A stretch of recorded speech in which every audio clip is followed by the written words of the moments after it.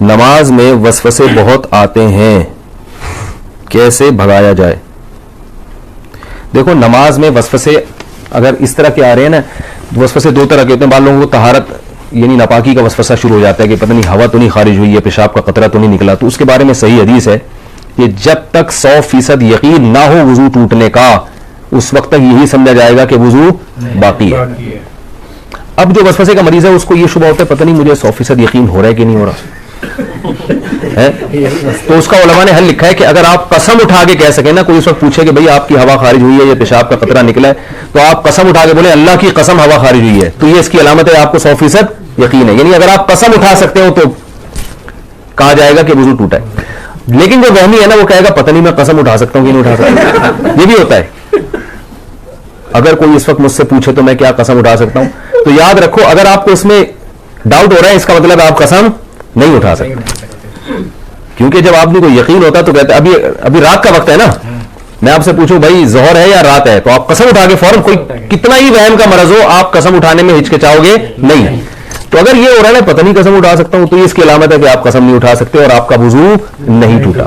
پھر یہ فکر نہ کریں کہ حقیقت میں ہوا خارج ہوئی ہے نہیں ہوئی ہے، بس اللہ اس کے رسول نے جب کہہ دیا کہ آپ کا وضو باقی ہے تو وضو باقی ہے. دوسرا وسوسہ تجوید کا ہوتا ہے. الحمدللہ کو الحمد پتہ نہیں ہاں حلق سے نکل رہا ہے کہ نہیں نکل رہا، یہ بھی ہوتا ہے. اتنی زور زور سے پڑھتے ہیں کہ ساتھ والے کے لیے نماز پڑھنا مشکل ہو جاتا ہے. تو ایسے وسوسے کے مریض کو چاہیے بس جلدی سے پڑھ لیا کرے. کسی نے بڑا اچھا ملفوظ بھیجا حضرت ڈاکٹر عبدالحی رحمۃ اللہ علیہ کا، کہ ان کے پاس ایک شخص آیا اور کہنے لگا میرے تو سجدے ہی بیکار ہیں، میری تو نماز ہی بیکار ہے، نماز میں دل ہی نہیں لگتا اور وسوسے آتے ہیں، پتہ نہیں کہاں توجہ ہوتی ہے، ایسی نماز کا کیا فائدہ، ایسے سجدوں کا کیا فائدہ. انہوں نے کہا یہ جو تم عجیب سی اور عجیب سے سجدے کر رہے ہو جس میں تمہیں وسوسے آ رہے ہیں، کیا یہ سجدہ مجھے کر سکتے ہو ایسا سجدہ؟ انہوں نے کہا نہیں یہ تو نہیں کر سکتا. کتنی کیا پیاری دلیل تھی. انہوں نے کہا اس کا مطلب ہے کہ یہ وہی سجدہ ہے جو صرف کس کے سامنے ہوگا؟ اللہ کے سامنے. اس کا مطلب یہ قبول ہو رہا ہے، تبھی یہ کسی اور کے سامنے نہیں ہو سکتا. تو وہم کے مریض کو چاہیے بھائی، اسی طرح جن لوگوں کا نماز میں دل نہیں لگتا، خیالات آ رہے ہیں، بھائی ہے تو نماز نا، یہی خیالات والی نماز آپ کسی اور کے سامنے کھڑے ہو کر کبھی نہیں پڑھو گے، یہ اللہ ہی کے لیے ہے.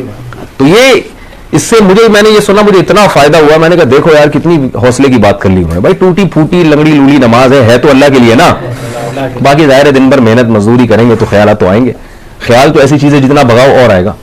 وہ لطیفہ سنا ہے کتے والا، وہ ایک پیر صاحب نے کسی کو، جعلی پیر تھے نا تو یہ تعویذ بھنڈوں کا کام بہت کرتے ہیں، تو انہوں نے کسی کو تعویذ دیا اور 50-60 ہزار روپے اس تعویذ کی قیمت لی. اس دیہاتی کو کہا کہ یہ تعویذ ہے 50-60 ہزار روپے کا ہے، اور اب ان کو پتا تھا اثر ورثہ تو کچھ ہوگا نہیں، تو پیسے یہ مانگنے آ جائے گا. تو انہوں نے اس گنوار کو، دیہاتی کو کہا یہ تعویذ جب اثر کرے گا جب گھر میں جب تم داخل ہونا اس تعویذ کو لے کے تو کالے کتے کا تصور دماغ میں نہیں ہونا چاہیے. اب آپ بتاؤ کون گھر میں داخل ہوتا ہے تو کالے کتے کا تصور ہوتا ہے؟ کسی کے بھی نہیں ہوتا. انہوں نے بولا جب گھر میں جاؤ گے تو کالے کتا نہیں ہونا چاہیے. اب وہ کہہ رہے یار 50 ہزار روپے خرچ ہو گئے اور اگر کالا کتا دماغ میں آ گیا تو سارا تعویذ ضائع. اب وہ بار بار کہہ رہے یار یہ کالا کتا نکلے کسی طریقے سے، چھٹک رہا ہے یوں کر کے کالا کتا. وہ جتنا نکالو گے اتنا ہی دماغ میں آ رہا ہے. اب گھر کی دہلیز پہ پہنچ گیا تو یوں کر کے کتا نکال رہا ہے اور آ بھی کالا ہی رہا ہے. کم وقت ایک تو آ بھی کتا رہا ہے اور اوپر سے کالا ہی آ رہا ہے. بھائی 3 دن تک یہ کرتا رہا ہے، گھر میں داخل ہی نہیں ہو رہا، بچوں کو باہر نکال دیا، کھانا ادھر ہی دو مجھے، جب کتا نکلے گا تو گھر میں داخل ہو رہا ہے. لیکن کتے نے تو اور گھسنا تھا. بالآخر یہی ہوا کہ گھر میں گیا تو ذہن میں کتا تھا. بعد میں آیا وہ اپنے جعلی پیر سے کہنے لگا یہ اثر ہی نہیں ہو رہا ہے. میں دیکھا مجھے تو پتہ چل جاتا تمہارے ذہن میں کتا تھا، اور عقیدت ہوگی کہ ایک تو ان کو پتہ بھی چل گیا. تو وسوسہ ایسی چیز ہے جتنا نکالو گے اتنا ہی آئے گا. اس لیے حکیم الامہ حضرت مولانا اشرف علی تھانوی رحمہ اللہ نے لکھا ہے کہ وسوسے کا حل یہ ہے کہ نہ نکالو نہ خود سے سوچو. جو خود سے آ رہا ہے آنے دو. اللہ جب اسی وسوسے کے ساتھ نماز قبول کر رہا ہے تو ٹھیک ہے. اور وضو کے بارے میں سوچو ہی نہیں، 3 دفعہ منہ دھو اس کے بعد سوچو ہی نہیں یہاں سے کچھ یہاں سے کچھ. وہمی کے مریض ہیں ان کا کبھی بھی وضو نہیں ہو سکتا. ان کو آپ تالاب میں ڈبو کے نکالیں گے نا 6 دفعہ پھر بھی نہیں ہوگا ان کا وضو. تو یہ بہت بڑی بیماری ہے. اس لیے جو ہے یہ وہم ایسی بیماری ہے کہ ڈاکٹر جو نفسیاتی ڈاکٹر ہوتے ہیں نا ان کو بھی بیماری ہو جاتی ہے. یہ وہمیوں کا علاج کرتے کرتے جو سائیکیٹرک ہوتے ہیں نا، یہ بھی ہوائی بات نہیں ہے. یہ بھی تحقیق کے بعد بتا رہا ہوں کہ جو سائیکیٹرک ہوتے ہیں نا, جو نفسیاتی علاج کرتے ہیں, کچھ دنوں کے بعد ان کو اپنا علاج بھی کروانا پڑتا ہے. یہ حقیقت ہے, آپ کسی ڈاکٹر سے پوچھ لیں, کسی اپنے سے بڑے ڈاکٹر کے پاس بیٹھے ہوئے مجھے یہ ہو رہا ہے, ٹھیک ہے نا, کیونکہ ہر وقت ان کے پاس ایسے مریض آ رہے ہیں جو الٹی باتیں کر رہے ہیں, تو تھوڑی دیر میں یہ بھی الٹے سوچ رہا شروع ہو جاتا ہے. کوئی نارمل بندہ ہی نہیں آتا ان کے پاس. تبھی میں وہمیوں سے بہت ڈرتا ہوں.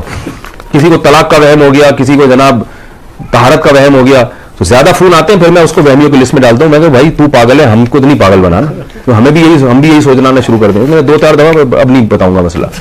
تو وہ کیا ہوا تھا, وہ ایک اسی طرح ایک بندہ کیا, اس کو وہم ہو گیا تھا کہ میں بندر ہوں. تو وہ ڈاکٹر صاحب کے پاس گیا, ڈاکٹر صاحب مجھے وہم ہے کہ میں بندر ہوں. ڈاکٹر نے کہا پنکھے سے نیچے اتر کے تو بات کروں میرا بھائی میں. تو وہ ایک اور ہے نا کہ ایک ڈاکٹر, ایک تھا ایک آدمی, اس کو 1 کے 2 نظر آتے تھے. ڈاکٹر کے پاس گیا کہ مجھے 1 کے 2 نظر آتے ہیں, کوئی علاج بتائیں. ڈاکٹر نے کہا آپ تینوں کو یہ بیماری ہے کیا؟ ہاں تینوں آدمی کو یہ بیماری. تو بعض دفعہ ڈاکٹر خود اس میں مبتلا ہوتا ہے. تو وہم کا علاج خود ہی کر سکتے ہیں بھائی. وہ کیا ہے کہ وہم کو لفٹ نہ کرائیں.